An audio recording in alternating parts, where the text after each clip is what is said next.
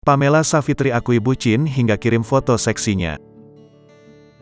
Pedangdut Pamela Savitri pernah menjalin kisah cinta dengan pria yang disebutnya sering berperilaku kasar. Pria yang pernah disayangi Pamela Savitri itu sering membuatnya terluka fisik hingga batin. Tidak hanya melakukan tindak kekerasan, Pamela Savitri sering mendapati foto-foto seksinya disebarluaskan oleh pria tersebut. Beruntung, Pamela Savitri tidak lama menjalani hubungan asmaranya tersebut. Itu tahun 2015, bukan foto syur tapi foto-foto seksi yang disebarkan, kata Pamela Savitri di kawasan Mampang Perapatan, Jakarta Selatan, Selasa, tanggal 15 November tahun 2022.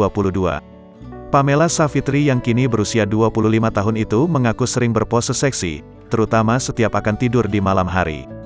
Aku suka foto kalau mau tidur, misalnya foto setelah mandi dan masih pakai handuk dan foto-foto itu aku kirimkan ke dia, kata Pamela Savitri.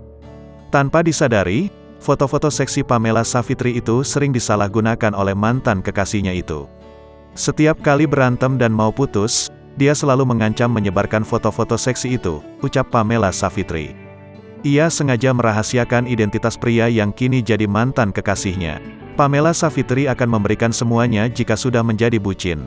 Foto-foto seksiku juga aku kirim dan gak pernah kepikiran disebarkan karena bucin, kata Pamela Savitri. Selama pacaran, Pamela Savitri juga sering dipukul, dimarahi setiap bertengkar dengan pria tersebut. Sekarang sedang menikmati kesendirian dan masih mau bebas-bebas, ujar Pamela Savitri.